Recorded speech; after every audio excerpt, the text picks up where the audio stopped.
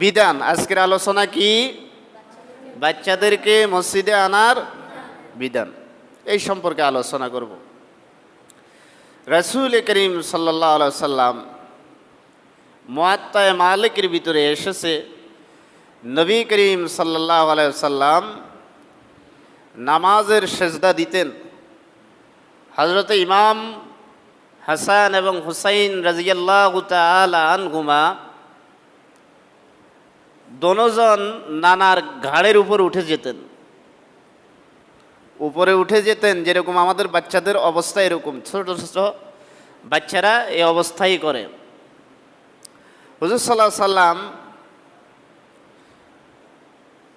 তাদেরকে রাগ করতেন না, নামিয়ে দিয়ে বলতেন, তেলাওয়াত করতেন, ইন্নামা আমওয়ালুকুম ওয়া আওলাদুকুম ফিতনাতুন, যে আল্লাহ পাক ধন সম্পদ, ছেলে নাতি নাতকুর যা দিয়েছে এগুলো আসলে পরীক্ষা করার জন্যই দিয়েছে, পরীক্ষা করার জন্যই দিয়েছে। রাসূল করিম সাল্লাল্লাহু আলাইহি সাল্লাম আরো একটি হাদিসে বলেন, ভালো করে খেয়াল করে শুনব, মুরু আওলাদাকুম বিসসালাত, তোমরা তোমাদের সন্তানদেরকে নামাজের নির্দেশনা দাও। কিসের নির্দেশনা? নামাজের নির্দেশনা দাও। ওয়াহুম আবনাউ সাবঈ সিনিনা, যখন তাদের বয়স 7 বছর হয়। কয় বছর হয়? যখন ছেলেদের বয়স, সন্তানদের বয়স 7 বছর হয়, সন্তানদেরকে নামাজের নির্দেশনা দাও। কে বলেন? রাসূলুল্লাহ সাল্লাল্লাহু আলাইহি ওয়াসাল্লাম।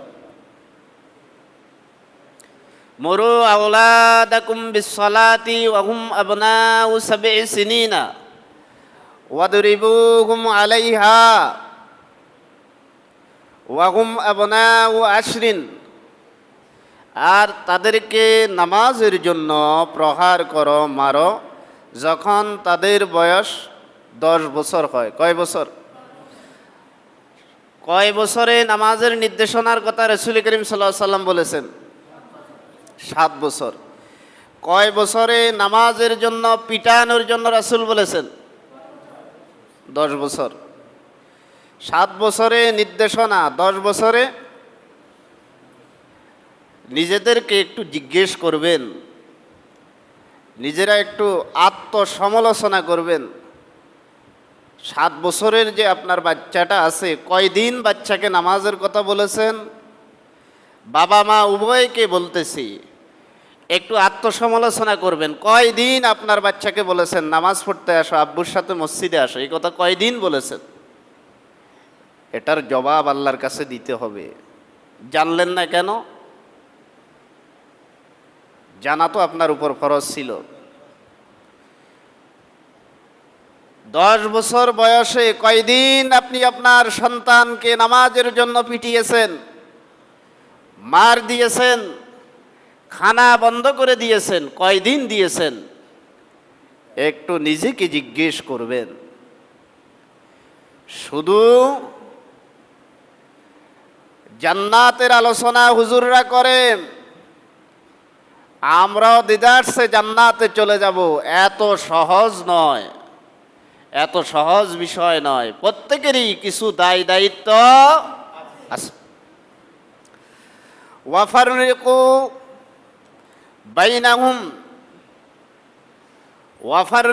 বাইনাহুম ফিল মাদাজি, যখন তাদের বয়স 10 বছর অতিক্রান্ত হয়, সন্তানদের বিছানা আলাদা করে দাও। এক বিছানায় ছেলে মেয়েকে রাখবে না, এক বিছানায় 2 সন্তানকে রাখবে না, আলাদা করে দাও। তারা মিসইউট হচ্ছে, শয়তানের কুমন্ত্রণায় পড়ে ভাই বোন, ভাইয়ে ভাইয়ে গুনাহে লিপ্ত হওয়ার সম্ভাবনা আছে। অথবা গুনাহ শিখার সম্ভাবনা আছে। কাজেই সন্তানের বয়স যখন 10 হয়ে যায় তখন কি করো? বিছানা আলাদা করে দাও। এই বিষয়গুলো আমরা কয়জন গার্জিয়ান চিন্তা করেছি? কয়জন আমার ছেলেকে সাথে নিয়ে মসজিদে এসেছি 7 বছর বয়সে নামাজের অভ্যস্ত হবে? বিশেষ করে আমাদের এই বাংলাদেশ, ভারত, বাংলাদেশ, পাকিস্তান, এই দেশগুলোতে সমস্যা হচ্ছে বাচ্চারা যখন মসজিদে আসে, আমাদের কিছু অ্যালার্জি রুগী আছে, অ্যালার্জি মুসল্লি আছে, বাচ্চারা আসা দেখতে পারে না, বাচ্চাদেরকে ধমকায়। এই সমাজ ব্যবস্থা, সমাজের এই সংকীর্ণতা মনমানসিকতার লোক থাকার কারণে মসজিদের মুসল্লিদের সংখ্যা কমে যাচ্ছে। যারা হজ করেছেন, যারা বিভিন্ন মধ্যপ্রাচ্যের আরব কান্ট্রিগুলোতে গিয়েছেন, তারা দেখেছেন বাচ্চাগুলো নামাজের সময় মুসল্লিদের ঘাড়েও পাড়া দেয়, এদিক সেদিক ঘোরাঘুরি করে, দুষ্টামি করে। কই, তারা তো বাচ্চাদেরকে বাধা দেয় না। এজন্য মধ্যপ্রাচ্যের মানুষগুলো যখন আজান দেয়, আজানের ধ্বনি যখন মসজিদ থেকে উচ্চারিত হয়, দোকান বন্ধ, ব্যবসা বন্ধ, প্রতিষ্ঠান বন্ধ, সব কিছু খোলা রেখে মসজিদে চলে এসেছে বা নামাজ পড়তে আরম্ভ করে দিয়েছে। বেচা বন্ধ, কি দিয়েছে? আজান দেওয়া হয়েছে। আর বেচার কারণ তাদের সন্তানগুলো এভাবে গড়ে উঠেছে, তারা গড়ে নিয়েছে, আমরা এখনো গড়তে পারি নাই। তাহলে এখন শরীয়তের নির্দেশনার আলোকে কয় বছর বয়স থেকে বাচ্চাদেরকে মসজিদে আনতে হবে? কয় বছর? 7 বছর। কয় বছর? 7 বছর। আর 10 বছরে না যদি আসে, পিড়া মায়ের। আপনি আপনার সন্তানকে কয়দিন মার দিয়েছেন নামাজের জন্য? আপনি আপনার নাতিকে কয়দিন শাসিয়েছেন নামাজের জন্য? আপনি আপনার মেয়েকে কয়দিন পিটিয়েছেন নামাজের জন্য? একটু আত্মসমালোচনা করবেন। তাহলে 7 বছর বয়স্ক বাচ্চাদেরকে কোথায় নিয়ে আসতে হবে? কারণ কি? মসজিদে আনলে তারা নামাজের প্রতি অভ্যস্ত। এই হাদিসের আলোকে যদি আমরা আমল করি, ইনশাআল্লাহ মুসল্লিদের সংখ্যা কমবে না, বাড়বে।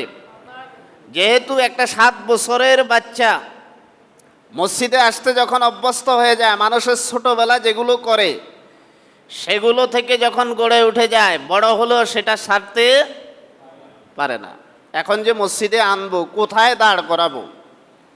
আনলাম, ঠিক আছে, দাঁড় করাবো কোথায়? পিছনে যদি 7 বছরের বাচ্চা সবগুলো কাতার করে দাঁড়িয়ে দিই, কি অবস্থা হবে? 7 বছরের কমে কোনো সন্তান বাচ্চাকে মসজিদে আনা জায়েজ নাই হাদিসের নির্দেশনার আলোকে। ইবনে বাজ, ইমাম মালিক, ইমাম আহমদ ইবনে হাম্বল, ইমাম শাফি, আইম্মায়ে মুস্তাহিদিন সহকারে ফুকহা মাজহাবের, হানাফি মাজহাবের প্রসিদ্ধ ইমামগণ সহকারে সকলের ঐক্যমত, 7 বছরের নিচে কোনো বাচ্চাকে মসজিদে আনা জায়েজ নাই। 7 বছর হয়ে গেছে, আস্তে আস্তে কি করো? মসজিদের দিকে নিয়ে আসো। এখন দাঁড় করাবো কোথায়? দাঁড় করাবো কোথায়? রাসূল করিম সাল্লাল্লাহু আলাইহি সাল্লাম ইমাম হাসান হুসাইন রাদিয়াল্লাহু তাআলা আনহুমাকে যখন আনতেন, তখন 2 জনকে 2 পাশে দাঁড় করাতেন। 2 জনরে বিজাওয়ারি আবিহি, সন্তানকে যদি তার পিতা নিয়ে আসে তাহলে তার পাশে কি করবে? দাঁড় করাবে। পিছনে দাঁড় করালে কিসের সম্ভাবনা আছে? এখন আপনাদের প্রশ্ন হতে পারে, সাথে দাঁড় করালে ছোট বাচ্চা, নামাজের সমস্যা হবে কি না? না, নামাজের কোনো সমস্যা হবে, নামাজের কোনো সালাতের কোনো সমস্যা হবে না। বাচ্চাগুলো আনলে নিজের পাশে কি করতে হবে? দাঁড় করিয়ে দিতে হবে। কেন? নামাজ একটি গুরুত্বপূর্ণ ইবাদত। রাসূল করিম সাল্লাল্লাহু আলাইহি সাল্লাম বলেন, ক্বালা রাসূলুল্লাহ সাল্লাল্লাহু আলাইহি ওয়াসাল্লাম মান তারাকা সালাতা মুতাআম্মিদান ফাকাদ কাফারা। ভালো করে শুনবেন, মান তারাকা সালাতা মুতাআম্মিদান ফাকাদ কাফারা। যেই নারী পুরুষ ইচ্ছাকৃত ঈমান আনার পরে নামাজ ছেড়ে দেয়, ফাকাদ কাফারা, সেই কাফের হয়ে গেল। বুঝেন নাই? ইমামে বুখারী হাদিস নিয়েছেন, মান তারাকা সালাতা মুতাআম্মিদান ফাকাদ কাফারা। যেই নারী পুরুষ ইচ্ছাকৃত নামাজ ছেড়ে দিল, সেই কি হয়ে গেল? আদম শুমারিতে সেই মুসলমান হতে পারে, আদম শুমারিতে তাকে মুসলমান বলা যেতে পারে। কোরআন ও হাদিসের কুষ্টি পাথর যাচাই করলে তাকে কাফের বলতে হবে। কেন? সেই ঈমান আনার পরে কি করেছে? গুরুত্বপূর্ণ ফরজিয়াত নামাজকে ছেড়ে দিয়েছে। তো আপনার ঘরে কয়জন কাফের আছে একটু লিস্ট করেইন। আপনার কয়জন নামাজ পড়ে না, লিস্ট করলে তো বাইর হবে। কার জন্য এত শ্রম, কার জন্য এত তিতিক্ষা, কার জন্য এত কষ্ট করতেছেন? আপনি তো কাফের সন্তানকে খানা খাওয়াচ্ছেন, যেহেতু সন্তান কি ছেড়ে দিয়েছে? জোরে বলেন, নামাজ ছেড়ে দিয়েছে। ক্বালা রাসূলুল্লাহ সাল্লাল্লাহু আলাইহি ওয়াসাল্লাম, মুয়াত্তা মালিক, as-salatu umududdin, as-salatu umududdin। নামাজ হচ্ছে দ্বীনের স্তম্ভ। নামাজ কিসের স্তম্ভ? দ্বীনের স্তম্ভ। যেরকম খুঁটি ছাড়া ঘর হবে না, হবে? খুঁটি ছাড়া ঘর, এই ঘর থাকবে দিলে থাকবেও না। সেরকম নামাজ ছাড়া মুসলমানও হওয়া যাবে। এরা কিসের মুসলমান? আদম শুমারির। কিসের? আদম শুমারির মুসলমান। ইস কোরআন ও সুন্নাহর আলোকে এদেরকে মুসলমান বলা যায় না। তবে আপনি কাফেরও বলতে পারবেন না। কাফের বললে তো মুসিবত। নামাজ পড়ে নাই তাকে যদি আপনি কাফের বলেন, তো এবার কি অবস্থা হবে? রোলা লাইবে, রোলাই। কারণ মুসলমান বাবার ঘরে জন্মগ্রহণ করেছে, তাকে কেন কাফের বলা হচ্ছে? কিন্তু ইসলামী স্টেট যদি থাকতো, তাহলে একজনের বাগলাও থাকতো না। নামাজ রেখে ব্যবসা বাণিজ্য, নামাজ রেখে খেত খামারে, নামাজ রেখে কাজ কামে আমাদেরও অনেকের বাগলা থাকতো না, শুধু ইসলামী স্টেট কায়েম থাকলে। তাহলে বাচ্চাদেরকে কয় বছর বয়স থেকে মসজিদে আনতে হবে? কয় বছর? আর দাঁড় করাবে কোথায়? পিতার পাশে, অথবা আও আহাদিম মিনাল কাবাইরি। বড়রা যারা আছে, পিতা আসে নাই, ছোট একটা বাচ্চা এসেছে, এনে আপনার পাশে দাঁড় করান। আসো, আমার পাশে আসো। এই সংকীর্ণতাগুলো থেকে আমাদেরকে বের হয়ে আসতে হবে। না হয় যে আল্লাহ পাক কোরআনুল কারীমে আমি তেলাওয়াত করেছি, ইয়া আইয়ুহাল্লাযীনা আমানু কু আনফুসাকুম ওয়া আহলিকুম নারা। ও হে ঈমানদারগণ, যারা ঈমান এনেছ, নিজেরা জাহান্নামের আগুন থেকে বাঁচো, তোমাদের পরিবারস্থ প্রত্যেককেই জাহান্নামের আগুন থেকে বাঁচানোর চেষ্টা করো। ওয়াকুদুহান নাস ওয়াল হিজারা। যদি জাহান্নামের আগুন থেকে নিজে বাঁচতে না পারো, তাহলে তুমি এবং তোমার পরিবারস্থ প্রত্যেকটা লোককে আল্লাহ পাক জাহান্নামের পাথরের আগুন দিয়ে জ্বালাবে। নাউজুবিল্লাহ। পাথরের আগুন দিয়ে তোমাদেরকে জ্বালানো হবে। তাহলে ইনশাআল্লাহ আমরা বাচ্চাদেরকে আনবো তো। আর আমরা যারা মুসল্লি আছি, সাধারণ মুসল্লি, আপনার বয়স হয়েছে, একটা বাচ্চা মেচিউর হচ্ছে, কোনো মসজিদে মনে করেন সাধারণত মুয়াজ্জিন নাই, সেই ক্ষেত্রে মুরব্বীদের উচিত হবে এই ছেলেকে উদ্বুদ্ধ করা যে তুমি আজান দাও। যেহেতু আমার দাড়ি পেকে গিয়েছে, আমার কবরে যাওয়ার সময় হয়েছে, তুমি একামত দাও, দেখি তোমার একামতটা ঠিক আছে কিনা। তুমি আজান দাও, তোমার আজানটা শেষ আছে কিনা দেখি, একটু ঠিক আছে কিনা দেখি। আমার তো জীবনের প্রান্ত বেলা, শেষ বেলা, যবনিকা বেলা, আমি আর কদিন বাঁচব। এই মন মানসিকতা আমাদের অনেকের আছে। এই মন মানসিকতা আনতে হবে। আপনি একটা ছেলে আজান দিল, তাকে ধমকালেন, সেই কি আজানের প্রতি উৎসাহিত হবে না নিরুৎসাহিত হবে? একটা ছেলে মসজিদে আসলো, তাকে বুঝান, সেই যদি দুষ্টামি করে তাকে কি করা যাবে? বুঝানো। যদি আপনি ধমকান, এই ছেলে আর মসজিদে আসবে? এই যে মসজিদ থেকে বিমুখ হওয়ার মেইন কারণ, আমরা যারা উগ্রপন্থী মুসল্লি আছি, উগ্রপন্থী মেজাজি, এই কথা চিন্তা করে না। আপনি যেই সময় সন্তানের বয়সী ছিলেন, সেই সময় কি পরিমাণ আপনি কি করেছেন একটু চিন্তা করবেন। কি পরিমাণ আপনি দুষ্টামি করেছেন। এখনকার বাচ্চারা যেই পরিমাণ দুষ্টামি করে, আমরা কি তার থেকে কম করেছি? বরংস অনেক ক্ষেত্রে আমরা আরো বেশি করেছি। আমাদের কারণে অনেকের কলা বাগানের কলা পর্যন্ত ঠিক থাকে নাই, অনেকের আম বাগানে আম পর্যন্ত ঠিক থাকে নাই, আম চুরি হয়ে গিয়েছে। অনেকে সাত করে পেঁপে গাছ লাগিয়েছে, পাকন ধরেছে, পেঁপে নিয়ে এসেছেন। অনেকে কষ্ট করে রস কাটার জন্য খেজুর গাছ, রস সংগ্রহের জন্য খেজুর গাছ কেটেছে, রাত্রের বেলায় খেজুর নিয়ে এসেছেন। এত কিছু করেছেন, সেগুলো মনে থাকে না। সেগুলো আপনার আত্মসমালোচনা করার বুঝ আসে না। একটা ছেলে মসজিদে দুষ্টামি করেছে, আপনি তাকে ধমকালেন, সে তো আর আগামীকাল থেকে মসজিদে আসবে? কথা বলেন, আসবে? তাহলে আমাদের চিন্তা ভাবনাকে কি করতে হবে? জোরে বলেন, চেঞ্জ করতে হবে। আমরা চিন্তা ভাবনা পজিটিভে আনতে হবে, না হয় মুসল্লিদের সংখ্যা কমতেই থাকবে।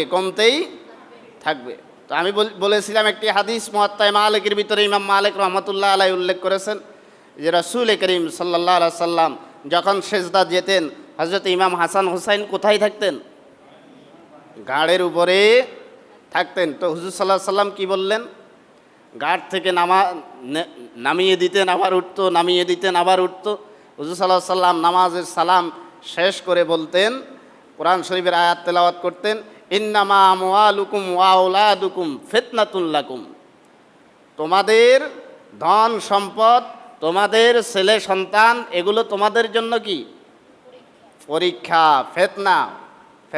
ফিতনা শব্দের এক অর্থ কি? পরীক্ষা। একটি মুআলিকাত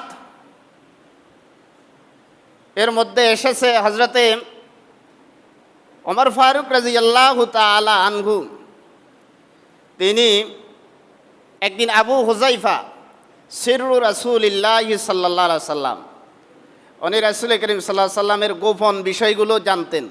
গোপনীয় বিষয়গুলো সব মানুষের কাছে বলা ঠিক, সব মানুষের কাছে গোপনীয় বিষয়গুলো বললে এগুলো থাকে না, বাস্ট হয়ে যায়। বিশেষ করে মায়েদের কাছে গোপনীয় গুরুত্বপূর্ণ কোনো কথা বলা ঠিক না। এটা আমার কথা নয়, আমাকে কেউ গালি দিবেন না, এটা মুহাম্মাদুর রাসূলুল্লাহর কথা। কারণ আপনারা ৩-৪ জন একসাথ হলে পরে এই গোপনীয় বিষয়গুলো কি হয়ে যায়। হযরতে হুযাইফা রাদিয়াল্লাহু তাআলা আনহুকে সিররু রাসূলিল্লাহি সাল্লাল্লাহু আলাইহি সাল্লাম, রাসূল সাল্লাল্লাহু আলাইহি সাল্লামের গোপনীয় সব বিষয় উনি জানতেন। তো হযরত ওমর একদিন লাকিয়া ওমর ইবনুল খাত্তাব তার সাথে দেখা হলো। দেখা হওয়ার পরে কৌশল জিজ্ঞেস করলেন, কেমন আছেন, কি অবস্থা? তো উনি কি বললেন? আবু হুযাইফা উনি বললেন, ইন্নী উহিব্বুল ফিতনাতা, আমি ফিতনাকে ভালোবাসি। আমি কাকে ভালোবাসি? ইন্নী উহিব্বুল ফিতনাতা, আমি ফিতনাকে ভালোবাসি। ২ নম্বর, ওয়া আকরাহুল হাক্কা, আমি সত্যকে অপছন্দ করি। আচ্ছা বলেন তো, এই যে কথাগুলো হযরত আবু হুযাইফা বলতেছেন, কথাগুলো কি ভালো? ইন্নী উহিব্বুল ফিতনাতা, আমি ফিতনাকে কি করি? ভালোবাসি। ২ নম্বর, ওয়া আকরাহুল হাক্কা, আমি সত্যকে অপছন্দ করি। নাম্বার 3, ওয়া উসাল্লি বিগাইরি উযুইন, আমি অজু ছাড়া নামাজ পড়ি, অজু ছাড়া নামাজ পড়ি। নাম্বার 4, ওয়ালিয়া মিনাল আরদি মা লাইসা লিল্লাহি ফিস সামাই, ওয়ালিয়া মিনাল আরদি, আমার জন্য জমিনে যা আছে আল্লাহর জন্য আসমানে তা নাই। আচ্ছা বলেন তো, 4টা কথা যে উনি বললেন, 1 নম্বর কথা কি? এন্নে ওহিব্বুল, আমি ফিতনাকে। 2 নম্বর, ওয়া আকরাহুল হাক্কা, আমি সত্যকে অপছন্দ। 3 নম্বর, ওয়া উসাল্লি বিগাইরি উযুইন, আমি অজু ছাড়া। 4 নম্বর, ওয়ালিয়া মিনাল আরদি মা লাইসা লিল্লাহি ফিস সামাই, আমার জন্য জমিনে যা আছে আল্লাহর জন্য আসমানে তা আসে। 1 নম্বর, আমি বলেন আমি ফিতনাকে পছন্দ করি, ভালোবাসি। 2 নম্বর, ওই তো এই বাচ্চারা বলতে পারতেছে, আপনারা পারতেছেন না। আমি সত্যকে। নাম্বার 3, আমি অজু ছাড়া। 4 নম্বর, জমিনে আমার জন্য যা আছে আসমানে তা আল্লাহর জন্য। আচ্ছা, এই 4টা কথা হযরত ওমর শুনলে ওনার দিমাগ ঠিক থাকবে? আরো গরম মানুষ। কাউকে কাউকে বললো যে ব্যাট নিয়ে আসো, লাঠি নিয়ে আসো, যা আসো নিয়ে আসো, আজকে সাইজ করে ফেলাম। কি বলে? হযরত আলী রাদিয়াল্লাহু তাআলা আনহু উনি আসলেন, দেখলেন হযরত ওমর রাগ হয়ে গেছে। জিজ্ঞেস করলেন কি হয়েছে? কই দেখছো বেটা কি বলে, সে নাকি ফিতনাকে পছন্দ করে,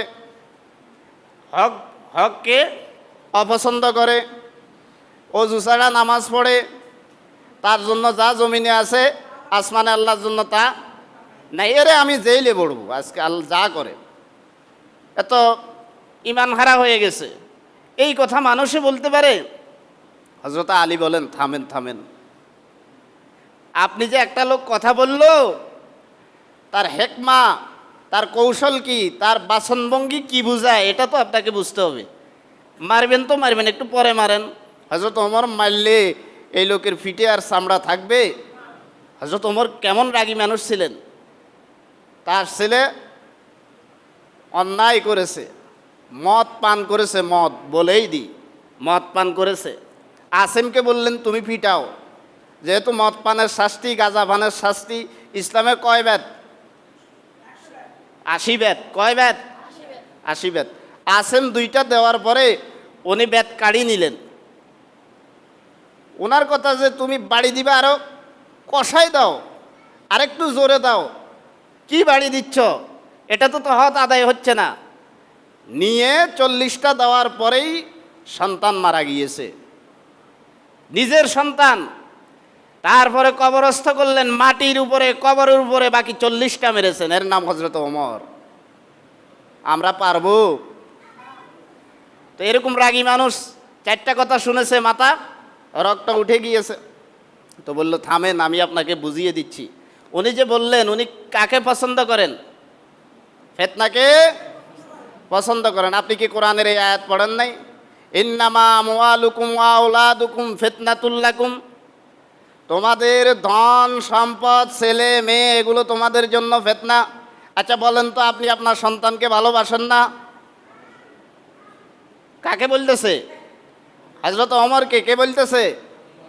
আলী রাদিয়াল্লাহু তাআলা। আপনি কি আপনার সন্তানকে ভালোবাসেন না?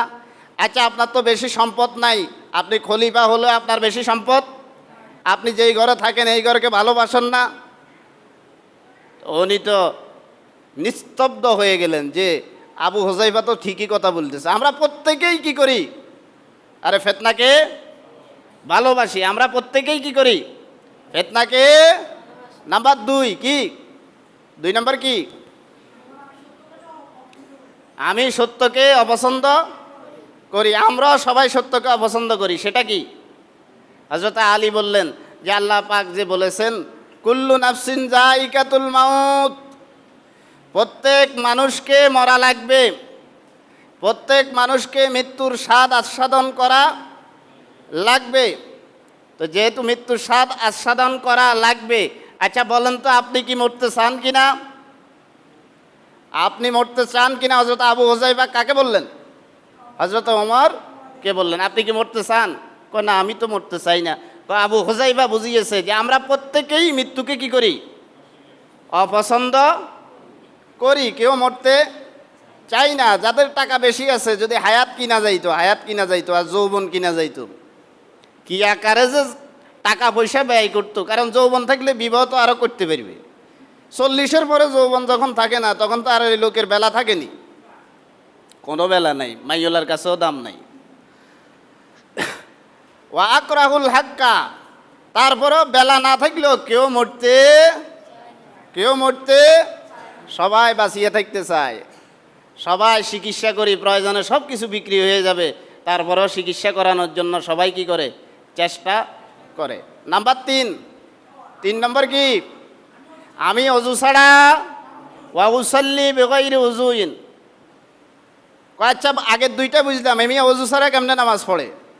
এখানে উনি বুঝিয়েছেন আল ওয়া উসাল্লি দ্বারা উনি নামাজ বুঝান নাই, উনি বুঝিয়েছেন রাসূলুল্লাহ সাল্লাল্লাহু আলাইহি সাল্লামের উপরে দুরূদ পড়া।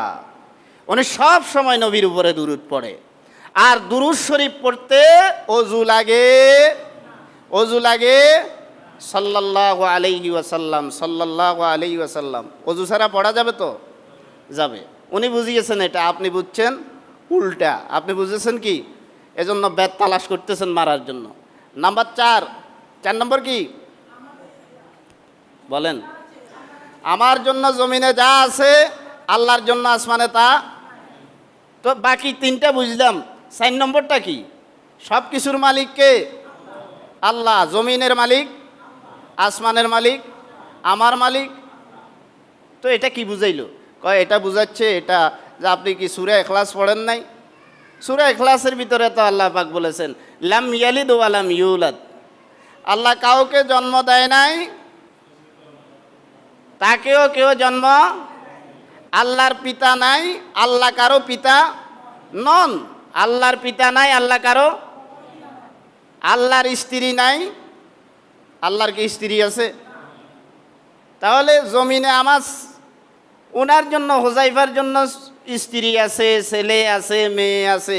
তো জমিনে এটা হুযায়ফার জন্য আছে, আসমানে আল্লাহর জন্য এগুলো কিছুর দরকার হয় না। যে কেমনে দরকার হয় না, সাধারণ বুঝলে দেখবেন আমাদের দেশে সাধারণত পীরের ছেলে, কথা বলেন, পীরের ছেলে কি হয়? পীর হয়। যোগ্যতা থাকলে আমাদের কোনো অপশন, আমাদের বলার কিছু, যোগ্য হলে হতে পারে। নবীর ছেলে নবী হয়েছে, কোনো সমস্যা নেই। আবার দেখা যায় অনেক মাদ্রাসায় মোহতামেমের ছেলে কি হয়? ওরা কথা বলেন, প্রিন্সিপালের ছেলে কি হয়? প্রিন্সিপাল হয়। এখন অবশ্যই এনটিআরসি এর মাধ্যমে এগুলা কিছু বিলুপ্ত হচ্ছে। আর যদি এনটিআরসি না হতো তাহলে আমাদের নিয়োগ হতো না, আমরা ওই পরীক্ষা পাশও করতাম না, আমরা চাকরিও করতে পারতাম না। সকাল রন্ধ্রে 2 নম্বরে ঢুকে গেছে। তো কি বলতেছিলাম? পীরের ছেলে পীর হয়, প্রিন্সিপালের ছেলে প্রিন্সিপাল হয়। অন্যান্য কিছু মেম্বারের ছেলে অনেক সময় কি হয়? আরও মেম্বার থেকে সেটা হয়ে অনেক সময় চেয়ারম্যানও হয়ে যায়, অনেক সময় এমপি মন্ত্রীও হয়ে যায়। তো যদি নাউজুবিল্লাহ আল্লাহ পাকের স্ত্রী থাকতো, ছেলে থাকতো, মেয়ে থাকতো, তাহলে এরাও কি দাবি করতো না যে আপনি এতদিন পূর্ব দিক থেকে সূর্য উঠাইতেছেন, আমাদেরকে কিছু সুযোগ দেন না, আমরা কি করি পশ্চিম দিক থেকে উঠাই। লাইকদনি দোফাই ভিড়ি এমনি তো কি অবস্থা, আব্বা পজিশন মতো জায়গা না দিলে এবার আড়ি বদনাম, আর আব্বা আরে বঞ্চিত করছে। ওরে বুঝেও না, আমার আব্বা আমারে বঞ্চিত করছে, আমার আব্বা আমারে কি করছে। তো কি করছে মানে আব্বার কারণেই তো দুনিয়ায় দেখলে আব্বা কি করছে মানে ছোট শিশু ছিল ওই অবস্থা থেকে এ পর্যন্ত বলতে পারতেছে আব্বা কি করতেছে।